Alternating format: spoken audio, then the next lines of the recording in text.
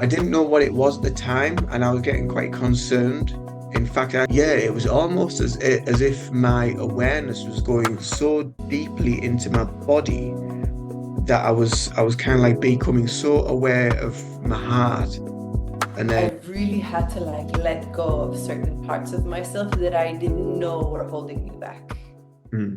Hi guys, welcome back to the channel, and I've got Brenda here.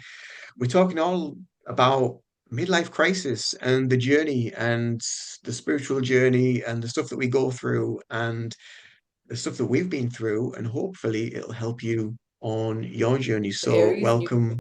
moon, as angry as anything. I mean, I was just angry all the time. I was just feeling it. Yes. I think. Yeah. Yeah. Yeah. It's been strange, hasn't it? It's been really strange. There's been a lot of I've talked about it a lot on some of my videos recently, actually, where I've just been feeling exhausted, anxious, palpitations, restless, um, just loads of like really random stuff. And I really don't know, proof. I really don't know. Mm. I didn't know what it was at the time, and I was getting quite concerned.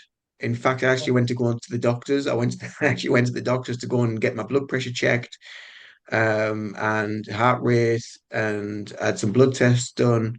Everything came back fine. Everything came back sort of physically, everything's fine. Um, but it got to that point where I was like, this feels like really unusual. Um, and yeah, it was almost as if my awareness was going so deeply into my body that I was kind of like becoming so aware of my heart. And then I was almost like watching the blood and stuff moving through the veins and around my body. I was like sort of like going really inwards, to the point that I was so inwards that it made me anxious. It was really because I was connecting. It was really weird, really weird, and that was creating a lot of kind of like, and like like what's this all about? Make me feel really not very at ease with that. And I don't know why, but that seems to have passed now. Mm. Um, touch wood, it seems to have passed, and now I feel like Yeah. there's obviously something. There was some sort of like energetic resistance that was there that I Mm. needed to kind of like push past. Yeah. Um, Still not sure of what it was. I still can't identify what it was, but Mm. it seems to have subsided for the time being. Mm. I felt it. I have an Aries rising, so for me, it's actually been a lot of. I've really had to like let go of certain parts of myself that I didn't know were holding me back. Mm, And that has, yeah, yeah. I've felt that a lot also, of like really being pushed and pulled into my body. But not only that, it's almost as if I couldn't escape these parts of myself that I really didn't want to acknowledge. I was Mm, really struggling to just, I was always, it like for me, it was more of like a disempowered part of myself, mm, a very yeah. disempowered part of myself where I was just kind of making myself smaller all the time Mm, because of a series of things that I had where I was uncomfortable in being seen and uncomfortable in being, it has, there's a whole history behind it and everything. But for me, I've always had a very hard time being seen and, mm, being in the forefront of things, having my voice heard. I always used to try to hide a lot. yeah. And for me, with this, entire planetary aspect, it pushed me to a point where it was kind of like, you can't do that anymore. You kind of have to love yourself for who you are, and you can't hide because it's only making you suffer more. And it's Yeah. mostly myself doing it to myself. It wasn't Mm, really anybody else or anything really else. It was all just pushing me to that point of setting really strong boundaries, even with myself, of I need to love myself more, and all of those things. And it really came out. And I think for me, for a while, it was just a little bit like once that comes out, then you feel angry. You're like, why? yeah. Why did I, put up with myself like this for Yeah. so long, And Yeah. then at Yeah. the end of it, it's like, does it matter? It doesn't really matter why. You just weren't ready, And then Yeah. kind of digesting that also of like, it happens now because you weren't ready before, right? Mm. Yeah. Yeah. So is And that is then, that where you feel I'll do an introduction soon because I think I just had to press record because I just thought there was going to be some good snippets just probably come out of this and then I'd be like, yeah. we've missed it. So do you feel that's where you're at now with the anger? You're trying to process the anger, or have I you already processed it? I think I've already because I think I For don't now, tend for now, for now, anyway. sorry. For now, until the next lot comes up. Yeah, Yeah, maybe, yeah. But for me, yeah. I struggle actually to get angry. Like it's very difficult for me to get angry. Mm. Um, I'll tolerate a huge amount and then I'll get angry and it'll last five. Like my brother used to explain that I'm like a volcano. Like it just kind of bruise, and then it blows up and then it's done. Like that's it. It's like I, a exactly the same. I'm exactly the same. I tolerate so much, and I'm just like, oh, just let it go, let it go, let it go. And yeah. you try and let all this stuff go, but it's like it's kind of like building and building and building. Then before you know it, it's just like, and then you have like sort of like 5, 10 minutes of just like stomping around like like like the Tasmanian devil, and then everything just like Yeah, everything's like back I'm to not. normality again.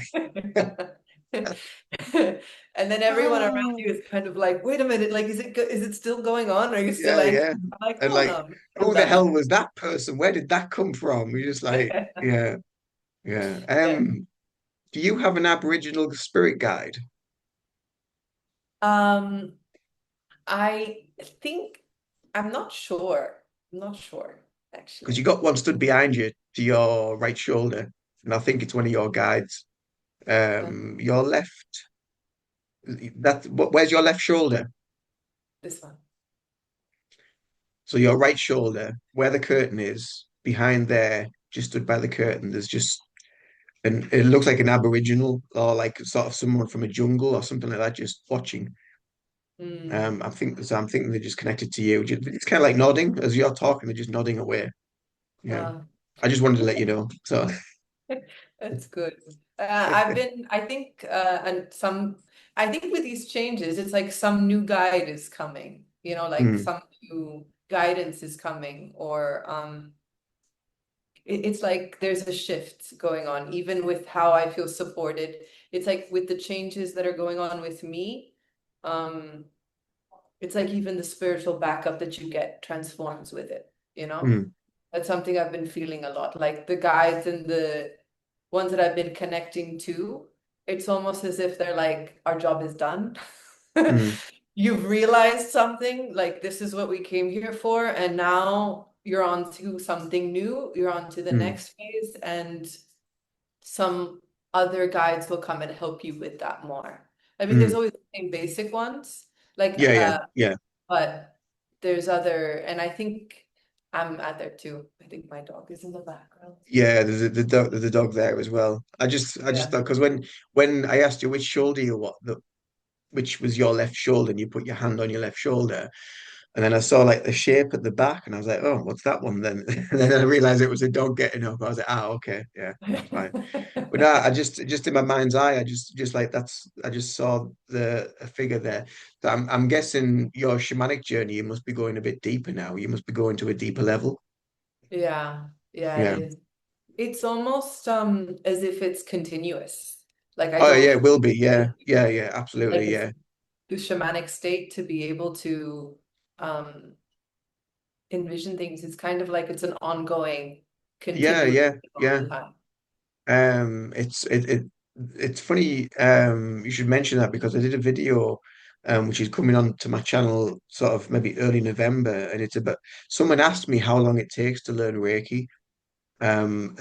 It's like, so I thought, well, that would be a really, really good video to actually do and talk about because you can learn the theory in a few years, but the actual concept of learning Reiki, it's trying to like understand God, like because you're constantly realizing different levels of yourself, different levels of awareness. You're going deeper and deeper and deeper, and it's exactly the same for a shamanic journey. Whatever journey you're going on, it's exactly the same. It doesn't even have to be in a spiritual context. It can just be like in your everyday physical life. You want to learn little bit deeper about yourself, and it that is life. That is so you're born and you die, and all the way along that journey is just little fragments of learning more about yourself. And it's the same with all of this stuff that we're sort of like moving through and transitioning through on an energetic frequency level is we're just unfolding more and more and more. And that's why we experience so much of this sort of like sticky, shitty energy every now and again that has to kind of like teach us something. We don't know why it comes up or what it's trying to teach us at the time, but when you go through it and you sit with it, eventually you're like, ah, okay, that's why. And then you get through this shift and everything becomes more clear. Yeah. So when you're more consciously aware and you're of a maybe of a higher frequency or you're moving through the frequencies, you become more aware of that. Um, so yeah, it's interesting, but yeah, it's like trying to understand and explain the aspect of the universe or God. You know, you just can't. It's just it's beyond how we can. It's beyond thought, really. Yeah. So yeah, Yeah. um, Have you found that the hardest things in your life are becoming in many ways um like your biggest blessing? And that doesn't sound great. It really doesn't. I mean, if you say that to somebody, you're like, the hardest things in your life are your biggest blessing, they'll be like, yeah, right, okay. But that's something I'm really starting to feel like. I'm starting to feel so grateful for the yeah, really hard times because I yeah, yeah, don't think I would have learned as much, nor would I be where I am now, yeah, because I really do think they did crack me open. Like they allowed me to open up to receive yeah, love and guidance and everything. And without it, I would have probably been too closed off. hmm, And I do think there is a huge element of it being a huge blessing. And it doesn't sound great for anybody who's going through it at the time.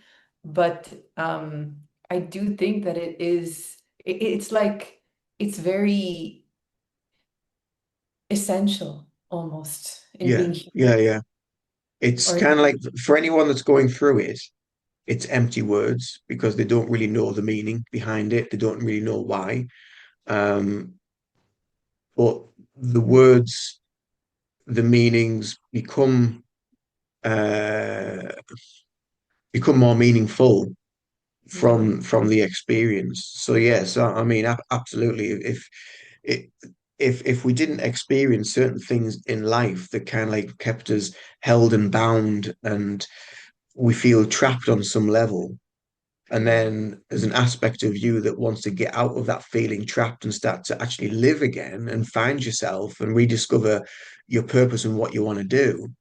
Until you Mm, do that, until there's an aspect of you from within that goes, I need to get out of this, I need to experience more, mm, then that's where you start to create that crack and things start to open up. And sometimes when you open those things up, things get a lot worse, they get a lot darker before they get better because you're exposing yourself to elements of you, of emotions, of feelings, of ways of being that you've been trapped in that way for so long, but you've mm, never had the opportunity or chance or even the courage to want to face it and look at it.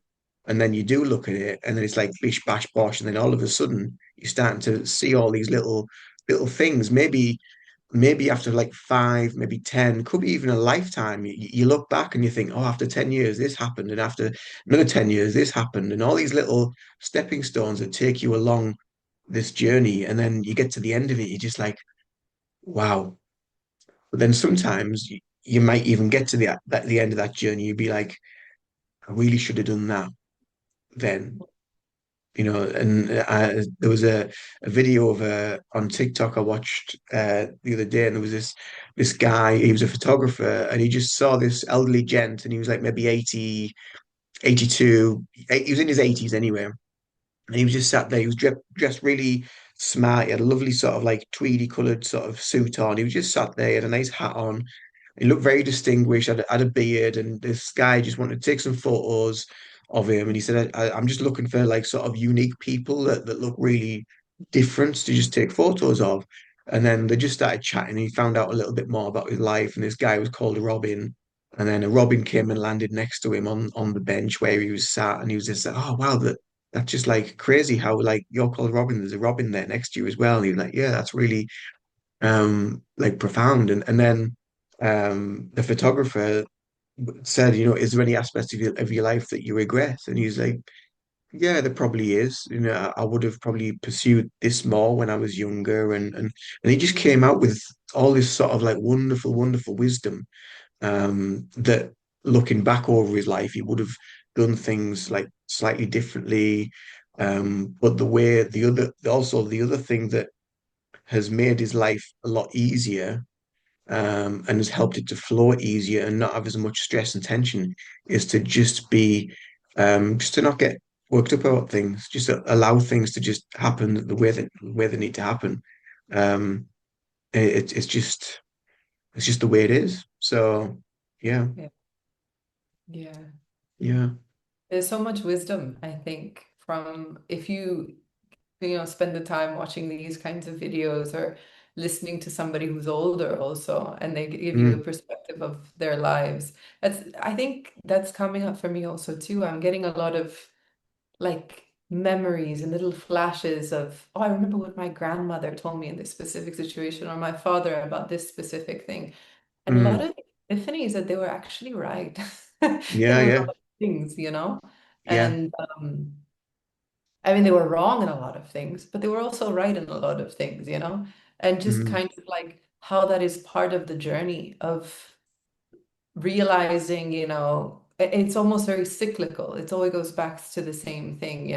Um, you kind of start off as a child and you're being given advice about you should do your life, you should lead your life this way, and it comes from a place of their own experience of how these family members or mentors or people around you may have led their life.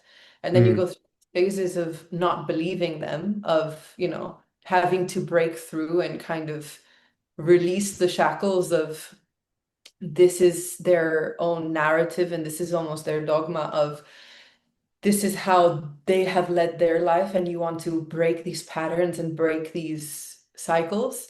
But then mm, also coming to a point when you have done that to some extent and you are doing it, but then you also come to a point that before the lesson is really learned, of also understanding the wisdom and what they said, because there is an element of truth in it. It may not be pertinent to you, but there is an element of there is pain behind that, and it came from generations of people, mm, yeah, and almost an acceptance of their story, their past, which allows you to change the cycle if you also realize the truth in their versions. Does that make mm, sense? yeah, It's yeah, if absolutely. change and transformation, there also needs to be an acceptance of why did they say what they said, and why did they think what they think, and why did they believe what they believed, and Mm, almost an empathy for those, for them, because they came from, or they're coming to you from a place of, in their own way, of love, of trying mm, to spare you the pain that they felt. yeah, And they couldn't, because there's some things you just need to experience, and for change sometimes you have to experience the whole range of things, mm, and the whole experience in itself. But it does feel a lot of the times, at least that's what I'm experiencing. I don't, please tell me if you've come across that too, but it's almost as if there has to be like an acceptance point before there's like an integration of the wisdom from people from previous generations. Do you yeah, find? yeah. I mean, I think there's always going to be a level of resistance to what other people say. and whether it's ancestral or not, even not family related, it could be other people. It could be people watching this video that might think, "Oh, well, who the hell do they know?" Well, what do they know? Yeah. they're only however old. They haven't lived a full life yet. Yada yada yada. But there's always going to be a level of resistance. I mean, even sometimes I'll watch stuff and I'm just thinking, nah, I don't get, I don't believe, I Yeah. don't believe that, or I don't resonate with that, and that's fine. We're all on different like levels. But Mm. then after a while, you might watch something that'll make you kind of like think, nah, nah. But then after a while, something will happen that'll make you think, oh, actually, maybe there's something in that because now it's starting to make sense, or it starts to unravel something Yeah. within, and it changes your thinking slightly. So, regardless of where we are, and what our levels of belief and perception and awareness are, um, there has to be a level of acceptance for us to just take it on board. If it doesn't resonate now, Mm. just be open to the information because in the future Yeah. it might have some level of meaning for you, Mm. or for whoever, whenever. Yeah. Um, and again for on an ancestral level, like through like family sort of stuff. Yeah, I mean, my sort of like grandparents used to always say like different things, or and sometimes it was just kind of like very, very down to earth stuff. You just think, no, I'm only, that'll be years ahead. I don't even have to think about that. And then before you know it, you've turned 40, and you're just like, where the hell did all those years just go? And then the years get faster and faster. But then people like my grandparents and my parents used to always say, "Oh well, as you get older, the years go quicker." Nah, nah. The 6 weeks holidays when you were a kid, like it lasted forever. And it Yeah. was just amazing. But then, like, you go past 40, or even in your 30s, and you're just like, but even now as well is like Yeah. kids now are also noticing how fast time is going because of our because of the global vibrational shift. Mm. It's time is becoming less relevant, and people are stepping into their truth and into their power, and becoming more authentic, becoming they're finding their own individual passions as well of what they want to do and what they want to achieve, and they're also what you find is what I'm finding now is a lot of people they're in a level of wanting to support, Mm. whether it's like life coaching or healing, or becoming Yeah. more spiritually aware, and things like that. There's a lot of that. There's a lot of support out there for people. And it's it's one of them things that you can go into as well, again, with an element of resistance, because you just think, Yeah. um I was having a conversation with someone this morning who was like sort of marketing type person, and they've started this business up. And I said, it's funny I should bump into you. I said, you might be the person I need to chat to in the near future about marketing things. But we're just chatting about it, and I was just talking like about like kind of like where I'd been, where I knew we're from originally when I was working in the coffee shop, and and to where I am now. There's a fly in here. So if you see someone buzzing around, it's not an orb, it's a fly. It's pissing me off. So anyway, Fly and is uh, there. yeah. Leading videos. And then so she said, "Oh yeah." She said, "How long ago was that?" I said, "Oh, that must be like eight 8 years ago or whatever, since I'd last seen her when I was working in this coffee shop." And I said, to be honest with you, it was the best thing that I ever did was going there, because it wasn't until I went there that I found out about Reiki. But it was also the best thing I did was actually leaving there as well and going Mm. somewhere else.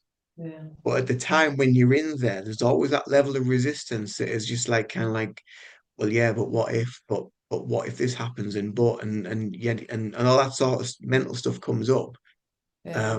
But as soon as you step into it, it Yeah. then just opens up other pathways, like Yeah. neurologically, but Mm. also physically and spiritually. It just opens up other avenues. Yeah. That makes so much Mm. sense. Just to trust, Mm. and support Yeah, is so important. yeah, Yeah. I have there's a saying from where my mother is from, um, that like you do everything by yourself. Like you do everything on your own, you manage everything by yourself, and then you're like, okay, you're good. Like that's normal. That's like a typical normal person, which is not normal at all, you know?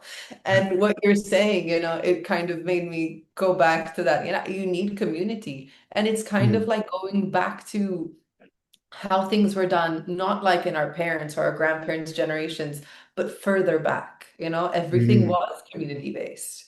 It Yeah, was yeah.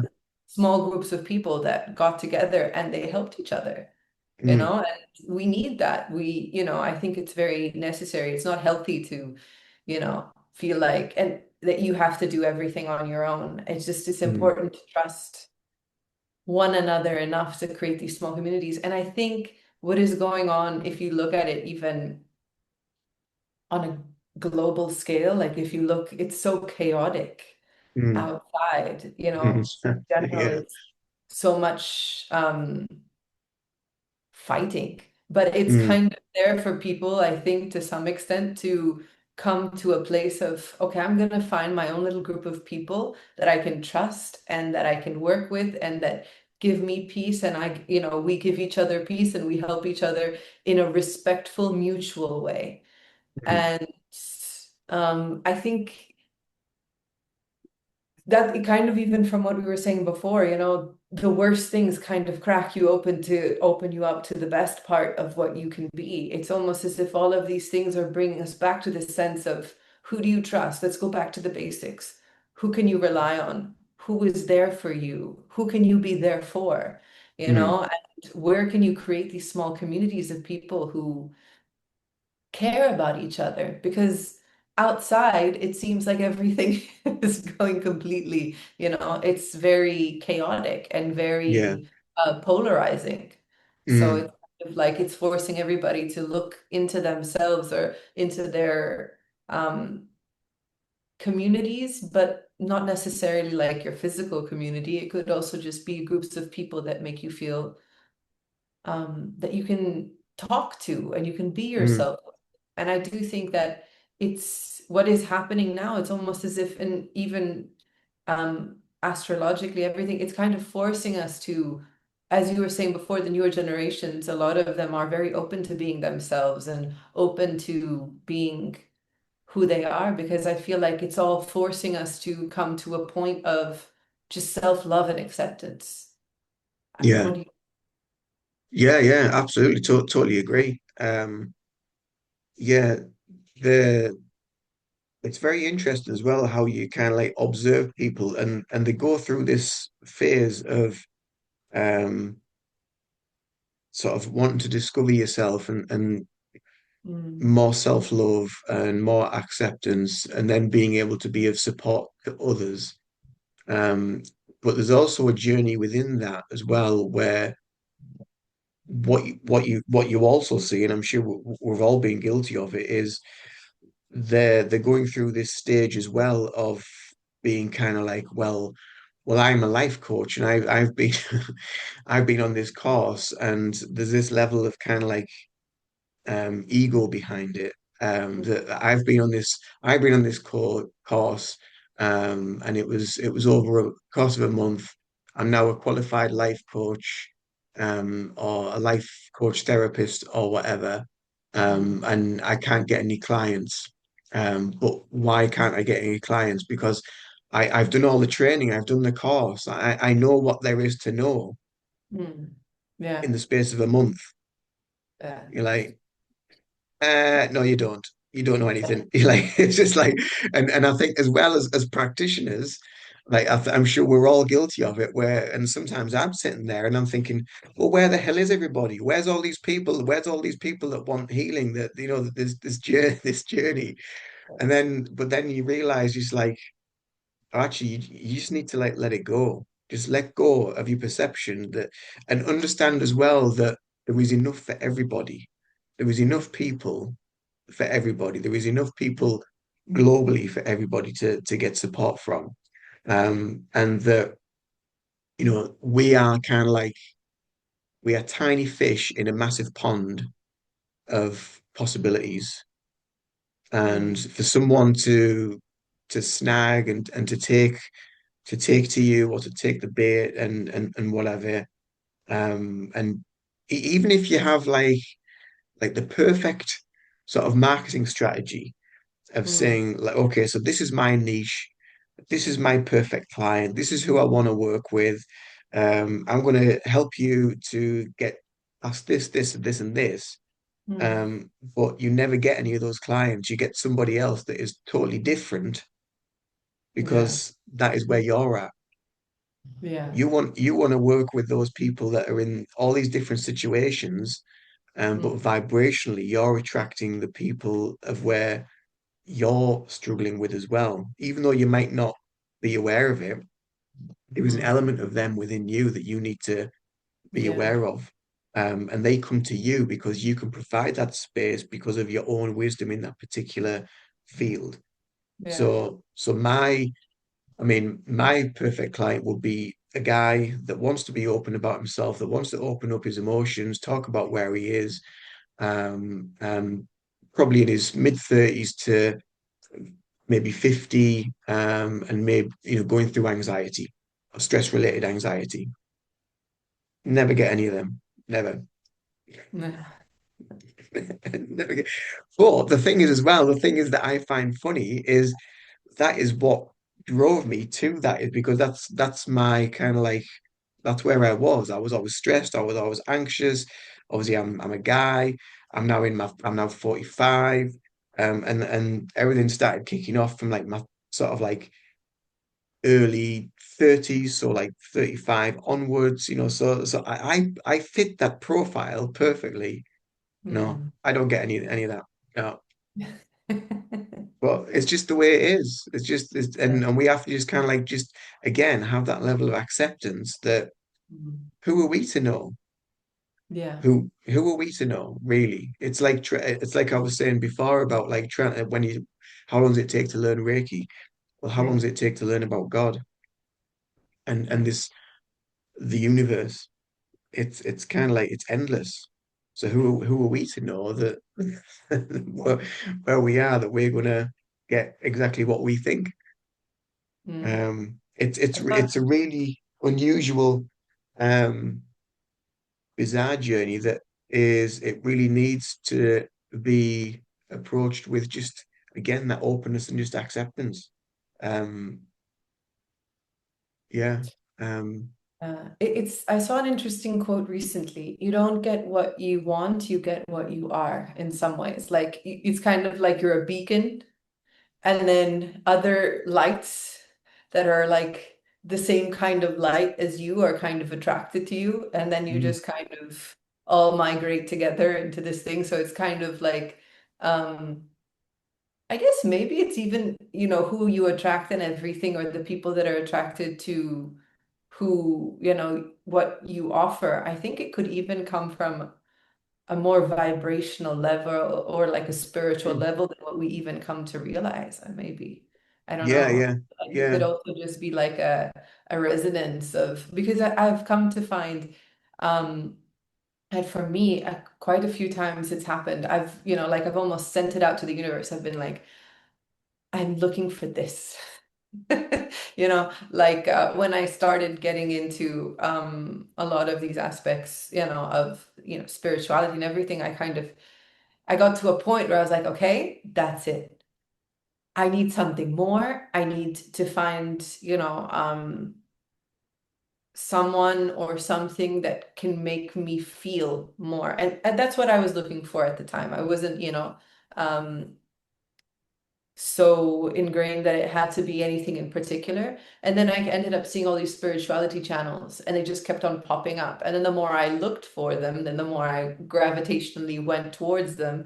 And then afterwards, I think it has a lot to do with that, maybe. I don't know. And I Mm. think a lot of it comes from, yeah, I read this Julie Poole, she's also on YouTube. She has like these really interesting spirituality concepts, a lot of like the base level of who you are is exactly what it is that comes to you. And I've come to see that I think, and as you grow, then everything grows with you, or it doesn't, or it gets somewhere stuck in between. And I think there's an element of truth in that, Mm. from her channel and books and everything that I've seen. I think I've noticed that also. But it's interesting how you say that. And then if you say like your ideal client would be, like a male with anxiety and all of these things, why do you think um, different people, like how did you start off? Like when you came onto this, like you came onto doing Reiki and you came onto doing YouTube and all of these things, um, were you looking also for like a male representation of somebody who can present all of these things, or how did it come up for you? Does that make sense? Is my question making sense? To be honest with you, I didn't know. I didn't know anything about marketing. I didn't know anything about how to run a business. I didn't know anything about like how to get like a client or what to do or how I should write a website, how I should put social media Yeah. posts out. I mean, if you look at like my early posts on social media, YouTube, my first videos and stuff, I just didn't have a clue. And to be honest with you, like I still don't have a clue, really. I don't have. I just kind of like wing it. I just I just kind of like go with it. I just go with what I'm feeling and where I'm guided to go, and whether that's right or wrong. I mean, it must always be right because there is no wrong. Yeah. But then there is no right either. It's just kind of like you just go with wherever you need to go. But when I first started off with Reiki, I only worked distantly, so I didn't do any in-person sessions. So I did all my healing work happened in here in this room.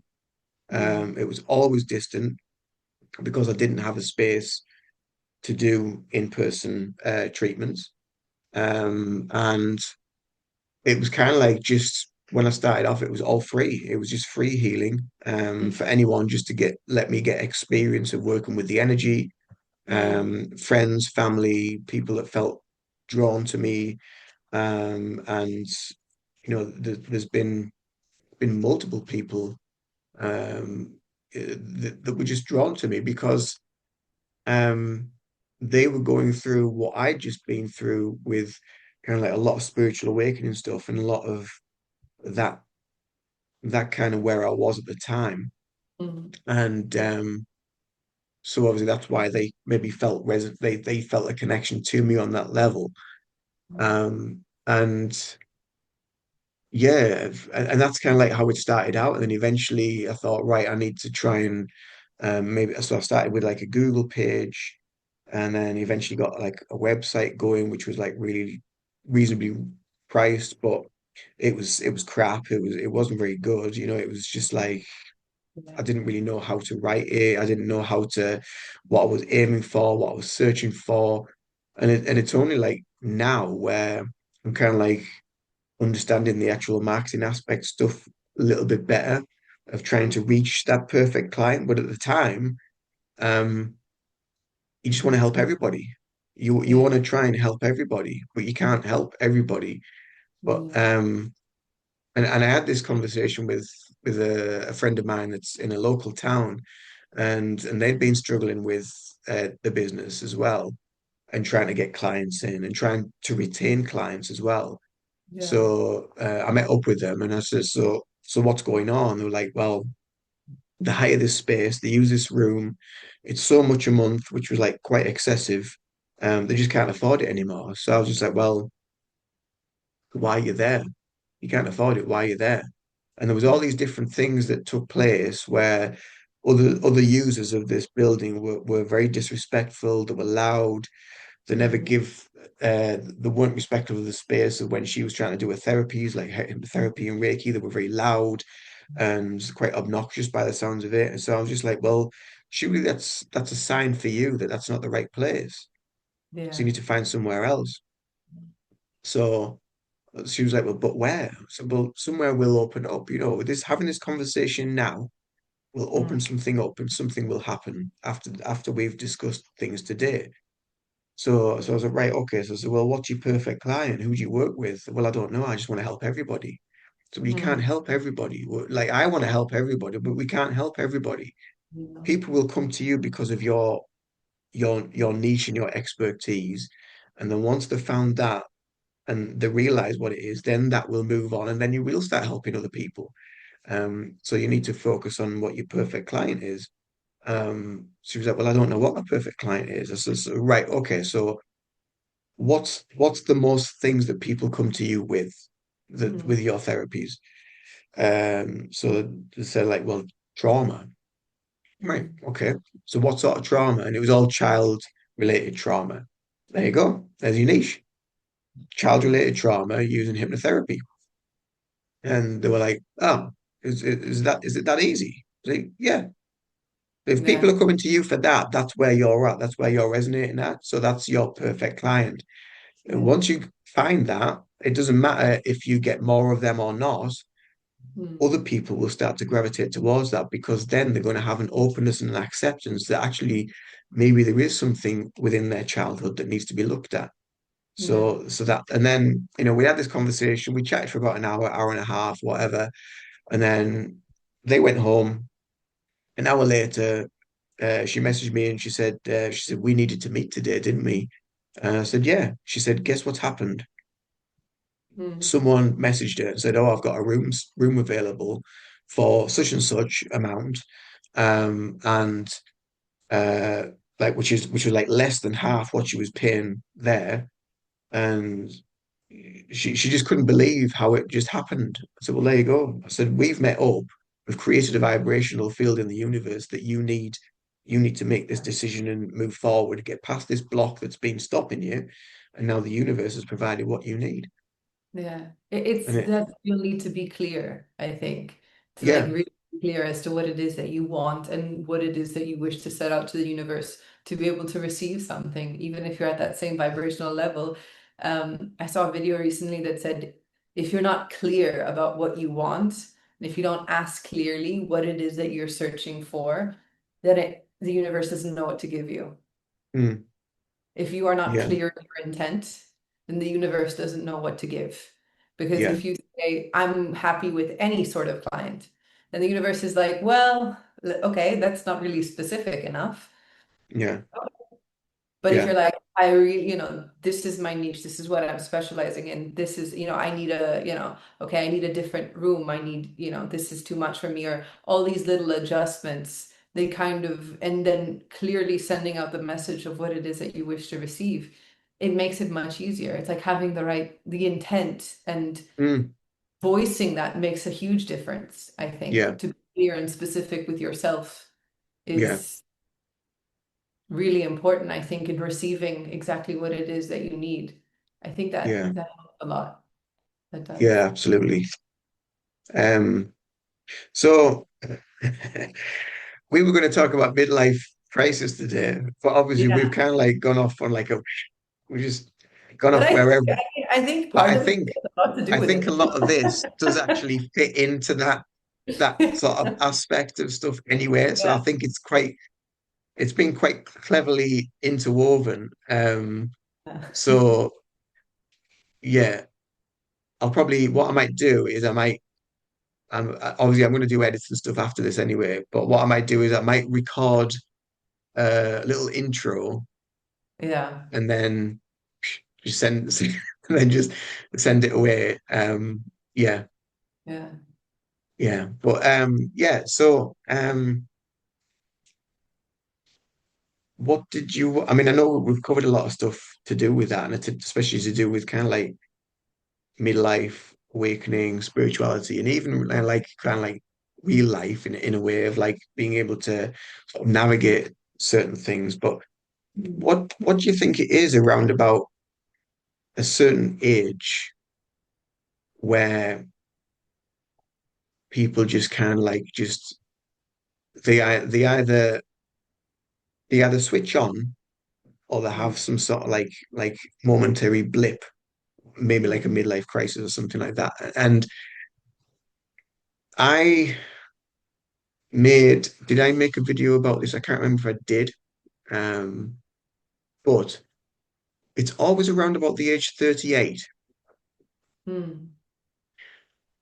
And so I sat and I asked my higher self about this and my guides and what have you. And they just told me to look at the numbers.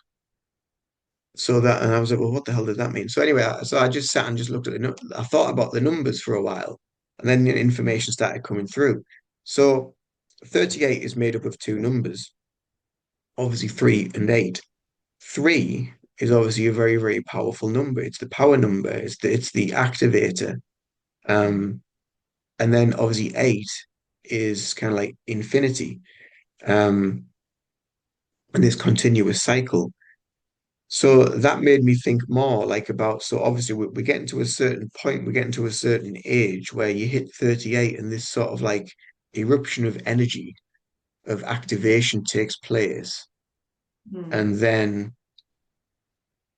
you become a lot of people, not everybody, but a lot of people become maybe more spiritually inclined or more spiritually aware or starting to open up to Yeah. something more than Mm. just this. And I Yeah. think that's the infinity part. That's the energetic part. What do you think about that? I was also thinking 3 plus 8 is 11, and 11 is a master Mm, number. yeah, yeah, yeah, And, I think then afterwards it makes me think of the one and the one. 11 is, two yeah. ones. And I think it's, for me, what came to me very much was the first one is who you have been taught to be. I think as a child, you kind of absorb everything, what your parents say, your community says, your friends say, how to fit into this role of what is to be human and what Mm, that means. Because, I mean, children learn language, learn behavior, learn gestures a lot from their parents. So I feel like that is the first one. That is the mm, one, you know, that's who you have been. And then there's the other one, which is all of these things aren't matching up anymore. What you have been taught doesn't necessarily work anymore. And I do think mm, that in this whole, midlife crisis, I think it's like who you have been taught to be to some extent, and you have accepted being, and who you're going to become. mm, And it's kind of like the duality of these two aspects. And therefore, I think the crisis comes. That's what's coming to me a lot right now. It's kind of like the crisis comes from the clash between who you have been taught to become and who is what it is to be, what you're supposed to be or what you're supposed to have reached at a certain point, and the transformation of who you are actually meant to become. mm, And I think it's the duality. It's kind of like I read this really interesting, like scientific fact that your skeleton itself regenerates itself, I think, around 38 times or something similar to that. Like it completely is transformed. Like every mm, cell inside of your entire skeleton is regenerated. So for me, I think what came to me at mind a lot for me for midlife crisis is a lot of it's kind of like it's the new becoming. It's like who are you going to become and the clash between these two aspects of yourself. So while you were talking these things in the numerology, I never thought of it before, but that really came to me. It's kind of like the clash between the old and the new and the becoming of who you are meant to mm. be. What do you Yeah, think? yeah, yeah.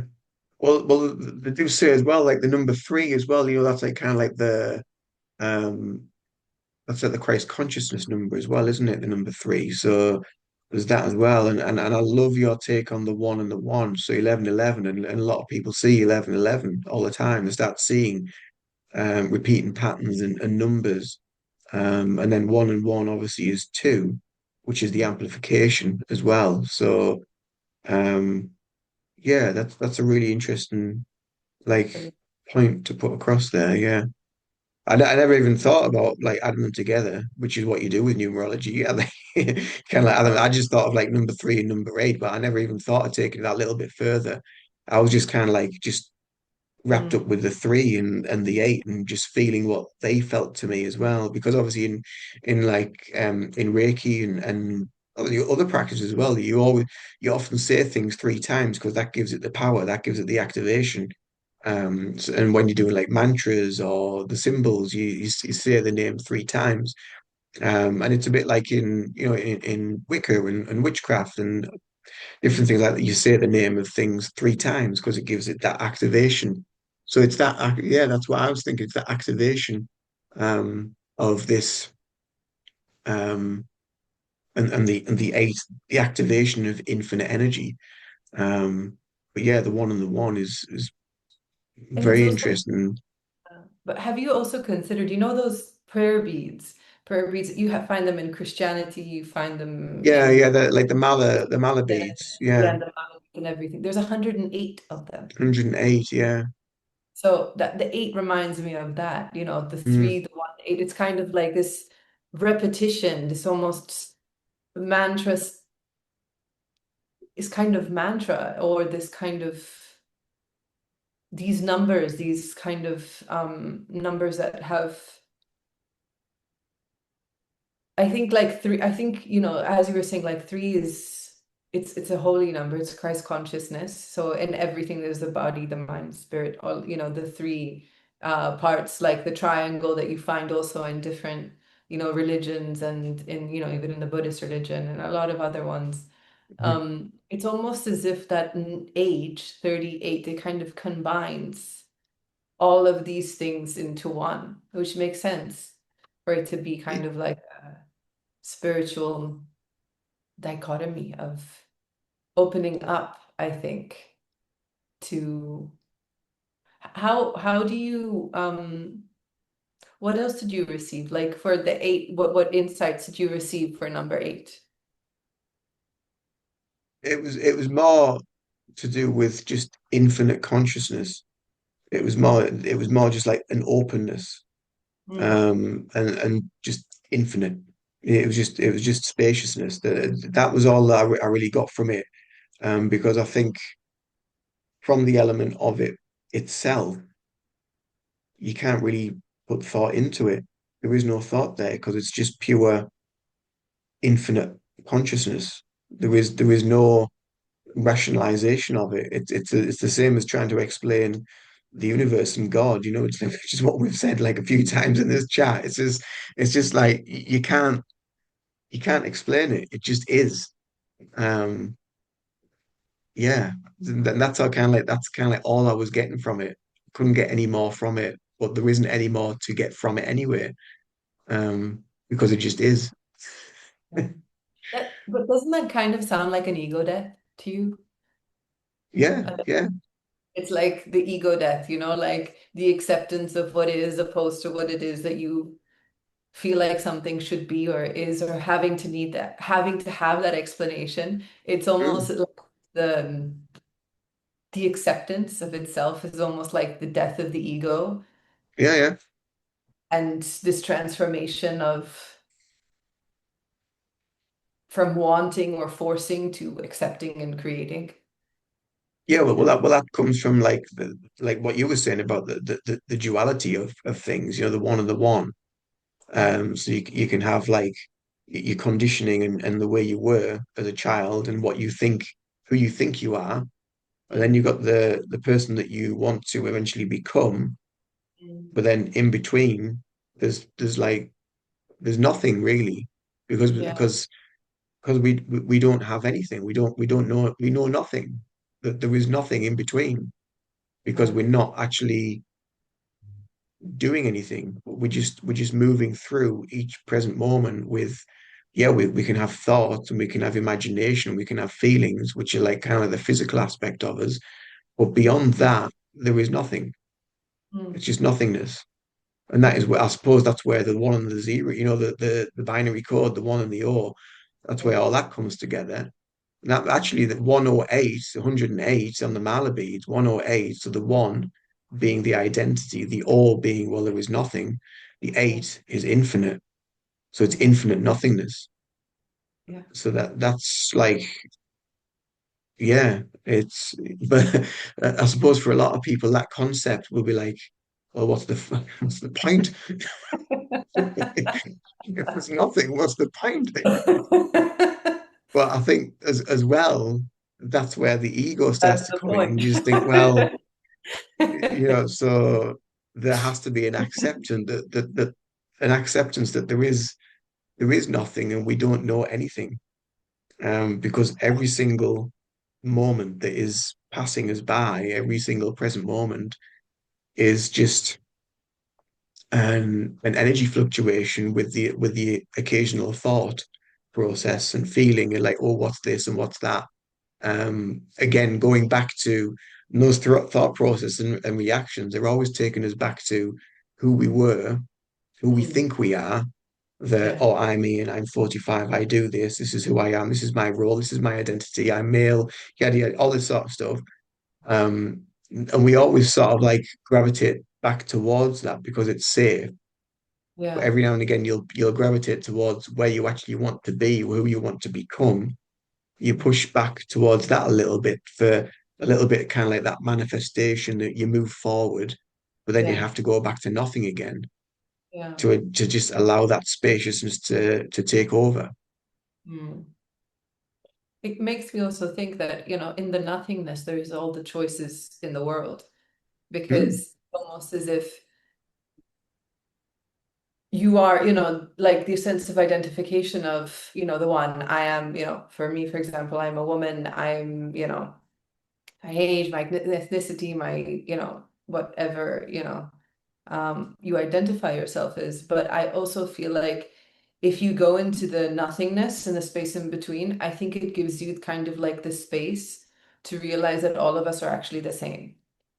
It's kind of like all of us are, if all of us Oh are my nothing, God, yeah, yeah, yeah, yeah, yeah. then That all just of us like are one. yeah, that just like the synchronicities in this conversation today is just like unreal after the things I've been talking about this last sort of like week, 2 weeks, and creating content about on lives and YouTube videos and TikToks and what have you. And I did a video this morning exactly about that, about like we're all the same. Behind everything, we're all exactly the same. We are this kind of like this spiritual energy form. Mm, And the only reason why, because people always say like that we're, especially like, healers and life coaches and people on a spiritual journey, like, oh, we're all unique, we're all individual. But we're not.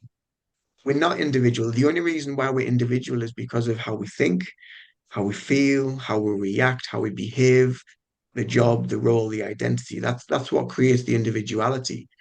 But mm. beyond that, we're all exactly the same. We're all an aspect of the same consciousness. Yeah.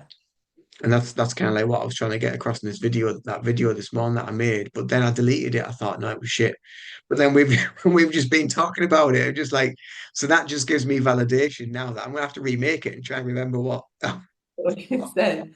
But there's an element of it also, like if all of us are going through the same things, if all of us are having the same feelings, in the sense of if there is an element of all of us around the age of 38, regardless if you're a man, a woman, or anything, having this sense of confusion and, you know, dissolving who you were and this place of nothingness. Because I think the point of nothing is to realize that you are everything, right? Yeah. Because if all of us are nothing, then all of us are the same, because all Mm, of us essentially are coming from the same place.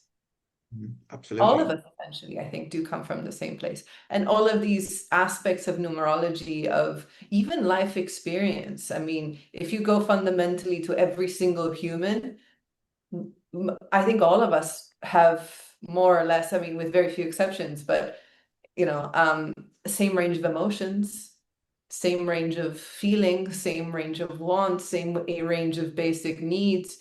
All of us are looking for understanding, connection, um, love to certain, extents of, some, and not just in a romantic sense, even, just connection with each other. And I think these aspects of midlife crisis, which is, something that it's very universal, that happens to almost everybody. These aspects of numerology, which continuously show us that it's almost narrowing it down that we're all the same. We're all very Mm. much many different parts of a specific oneness that is all of humanity on this planet. It's kind of, if you look at, air is not confined to one area of land. Water is not confined mostly, it flows throughout the planet. So does air. What happens in one place will affect us in another place.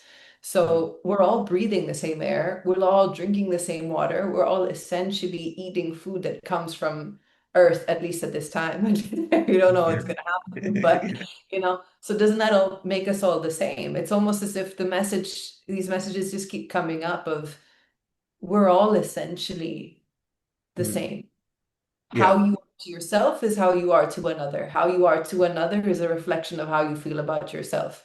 And how you treat other people is how you feel about yourself. And it's all about how we interact with others. Others are interacting with us, and kind of like this back and forth of it's all essentially just a mirror of who we are on the inside. And we're all mirroring each other. And since we're all mirrors of each other, then aren't we all just the same thing? Mm. Do you think that's why a lot of people like start they either start gravitating back towards a religion Mm, because they're looking for that wholeness once again within, mm, or they actually start using the word God more often. But as soon as yeah, you start using the word God, people think you're religious. yeah, But it's not that. It's yeah, God is like the aspect of everything. It's the universe. It's the spiritual energy that is around us at all times, and it's who we are. It's what we're an aspect of. But you mm, do see a lot of that, where especially now, I think there's a lot of people that are back to looking for something. mm, They're still not ready to go within, yeah, so they go to a religion, yeah, to try and find that. And if that's part of their journey, that's fine, mm, because we all have to get there somehow. So, but then there's also that aspect of many of us which are, we've been on the journey for quite some time, and we're finding new aspects of ourselves, and we're going through different feelings and emotions and pathways which are opening up elements of things. I mean, for me, when I was getting all that anxiousness, I was thinking, well, I thought I bloody dealt with all this, like back then, but it's coming back up again. So it's almost like we're going through like another cycle of like a big shift of awakening for many of us, and because of the way the collective stuff, the global stuff that's going on, it's pushing us to do that little bit deeper work, and go that little bit deeper, and even having these conversations about this stuff is having a global effect on the energetic vibration, because it's opening people's awareness, to something a little bit more about themselves. yeah, And with a midlife crisis, that's exactly what we're looking for. We're looking for something else. We're looking that little bit deeper. We're wanting to understand. I mean, when I was in my like kind of like even in my early 20s, for me, when I was working, I was in that place where I just wasn't really overly happy, and I just kept thinking, well, there must be more to life than just this. yeah, There has to be. Um, and I'd always thought that, and now I kind of like know that there is, because you can feel that there is more. Um, but you have to go through all that stuff to then yeah, be able to get to a point and look back and think, right, that's why I was feeling that. That's why I was experiencing that. That's why all that shit happened then that I had to deal with. But look where I am now, with better awareness, better understanding, to be able to rationalize and get past those little blocks that might mhm, just keep coming up for you, these little patterns. yeah. When you were talking, it made me feel like I think what you're saying, I think that's exactly what's happening. I do think everybody is having this kind of rush towards some element of higher consciousness. Mm, And I do think that the reason why, I mean, I think the reason why people get so polarized about it is because I think they're so scared. I think mm, there's so much fear. And Yeah. I think that's what's radicalizing people so much, because I do Mm, think that there's an element of the more somebody feels insecure or unsure in their feet and unsure of their basic surroundings of, or if their previous notions of everything that they have known and everything that they've been taught. And that's what, going back to the one, the duality, that's where the choice comes in. Do you mm, choose to stay with everything that has been taught to you, and out of fear, you just go towards everything that feels known? Because mm, even maybe in the unknown, and where there is the unknown, you can potentially be much happier. And that comes with a lot of introspection and self-knowledge and looking deeply within yourself. But I do think there's a lot of fear that comes with that, because I do think, I mean, if you look into history and everything, a lot of people who went down those paths, they have been marginalized. Or, if you look at the witch trials, for example, and if yeah, you yeah. look at, so many, and I do think there's like a physical fear, and I don't know if it's past life or even generational fear of the Mm, ones who have survived, of the ones who did get through those times of hiding and yeah. almost radicalizing themselves so that they don't become the ones who, get marginalized, hunted down, or hurt also, Mm, in the process. And I think all of those things are coming up again also. It's kind of like there's these, it's like a hodgepodge of everything. mm, It's like the huge shifts of everything that I have been taught doesn't seem to be working anymore. And mm, what worked for my parents doesn't work for me anymore. What worked for my grandparents doesn't work for me anymore. They came from, the blueprint that they gave me is not working, you mm. know?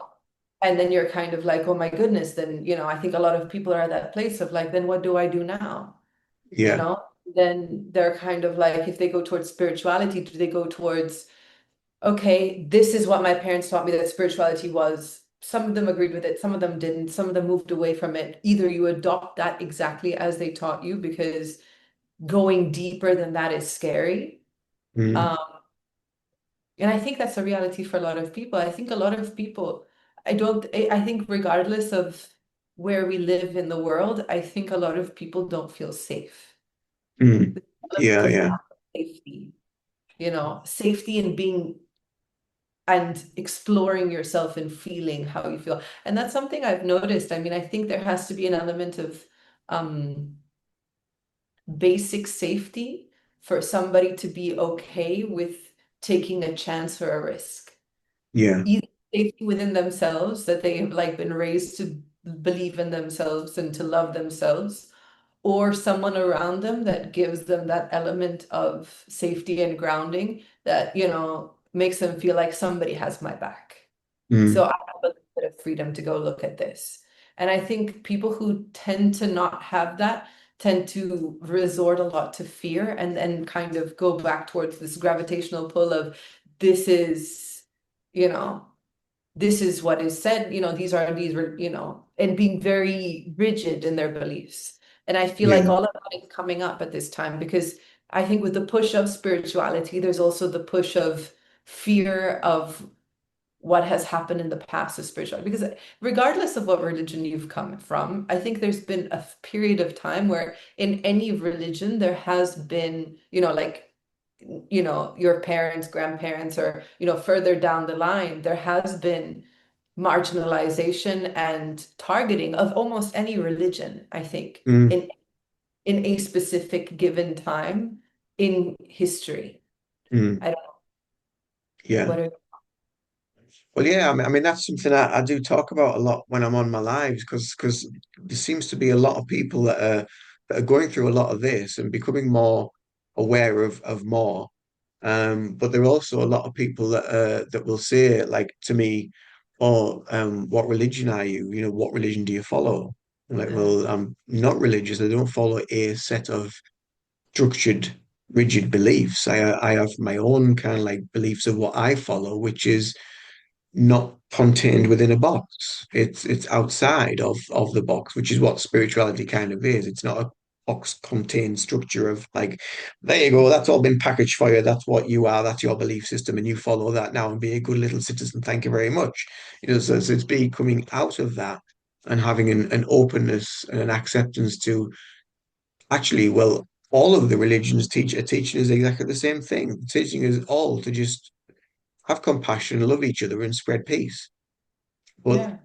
the thing is as well that I say a lot on my lives is, there's no money in the 3D world for that. There's no money for peace. There's no money in just having compassion and caring for each other.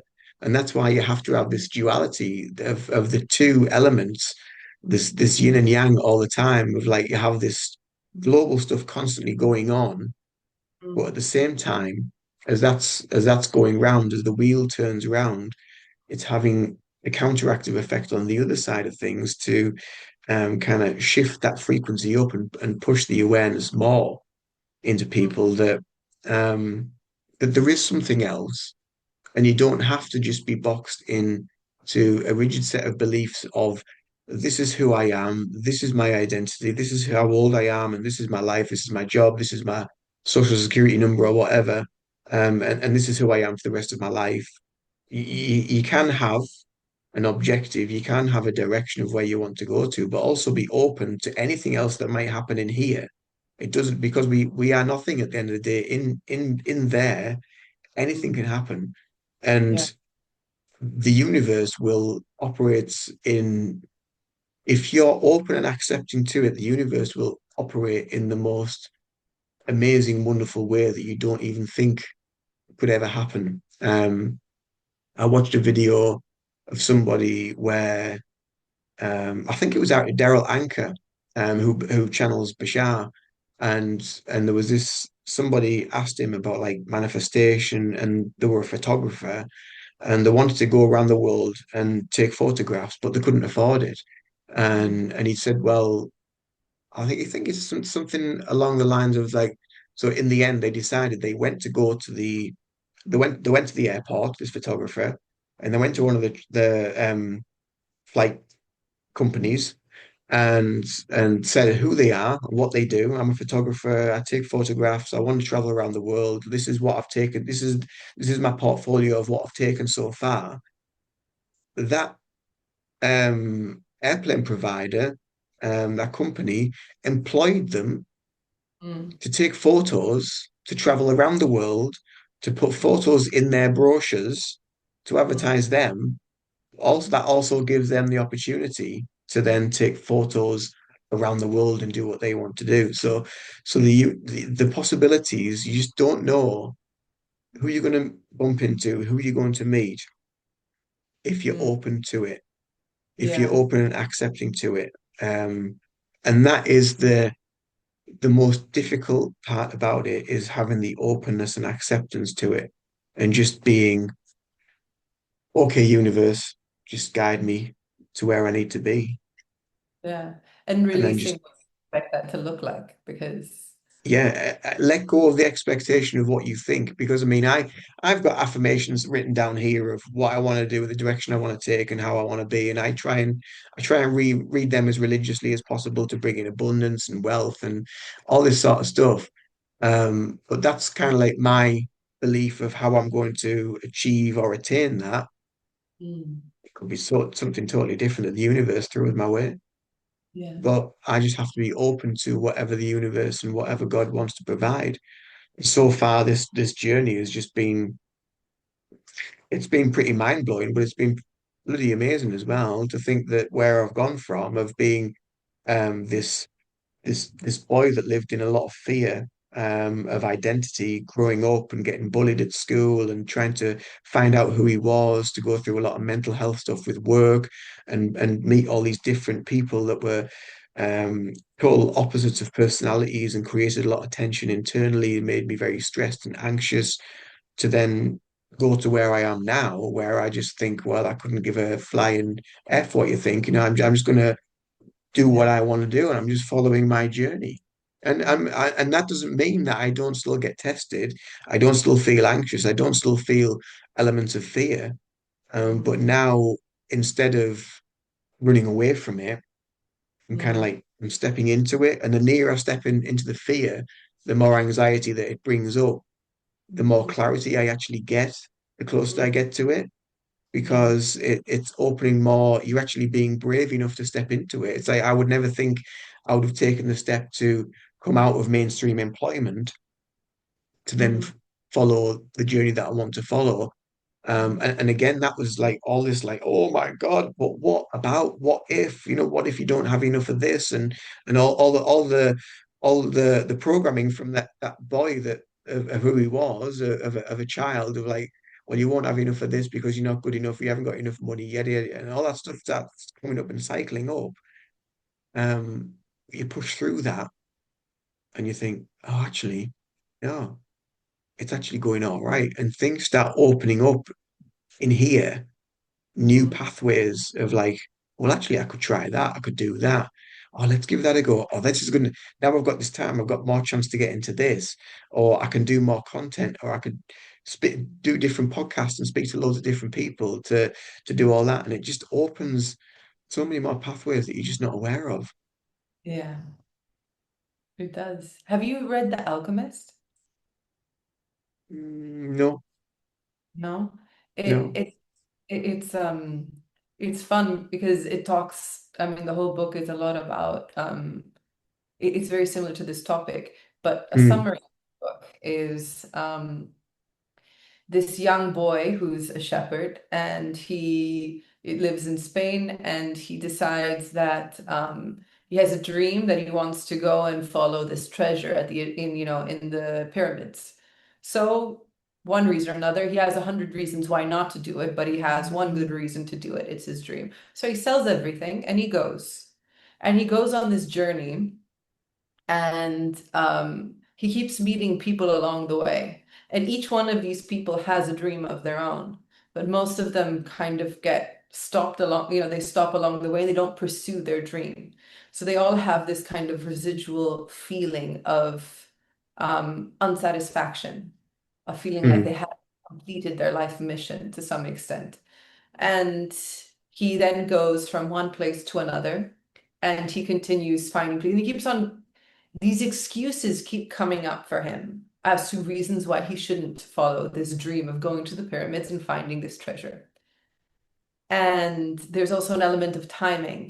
There's an element of, if you don't do this, you don't have forever. You can't, and he meets the alchemist, and he meets a lot. It's a nice book, mm, and then he goes, and then something happens to him. And then in the end, he does find his treasure, but it's kind of like this realization that the treasure is at the beginning point, but there's an element of having to go through and following the treasure of what it is that you believe, having this kind of belief in yourself that there is something meant for you that is more, mm, and doing that, because there's also this element of, if you follow what you are meant to do, then the universe will conspire with you to get you to where it is that you're meant to go. mm, Um, we'll find challenges along the way that'll just kind of test you to see if you're actually going to go through with it. But it's kind of like, that's the thing that's going to give you the most satisfaction. I don't know. And mm, I don't know, to me, it kind of sums up all of these things that we're talking about of um, choosing, to be the new version of yourself, midlife crisis. Okay, so who are you now? What are you going to go towards? Even what you were saying before of like these transitions that you've gone from feeling like feeling a lot of anxiety to then afterwards pursuing and reaching the place that you reach now. It's kind of like you're on this journey mm, of following your purpose. But then mm, afterwards, like there's tests along the way, there's a lot of obstacles, but it's kind of like it gives you, as you go through it, you kind of have these, you have more peace, you feel better mm, by choosing, because I think it's a conscious choice to some extent, to go and to continue to further your evolution to some extent, you could say, or mm. Yeah, in depthening your practice, it's almost as if it leads you to a place of fulfillment. And it's like the yeah, choice of doing it, opposed yeah. to not. I don't know. It's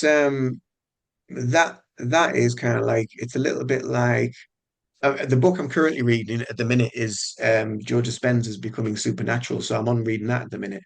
Mm, It may take me some time because it's quite yeah, it's quite deep. But that what you're saying there about the alchemist, it's a little bit like a post I'd seen, I think on Instagram, and somebody asked the Buddha and said, what did you get? What have you got from meditation?" mm, And the Buddha says, "I haven't got anything from meditation, mm, but what I've gained mm, is clarity of mind, peace of mind, less stress, less resistance, and all these bonuses that he kind of like, well, bonuses that he can connecting deeper to the that sort of stillness and that way of being. Um, and I think that's like sums up like what we're really kind of like talking about is having that expectation that you have to get something from it and just be at peace with where you're at. And the yeah, more peace with where you're at, the more life flows through you because you've found stillness, really. yeah, So, yeah. yeah.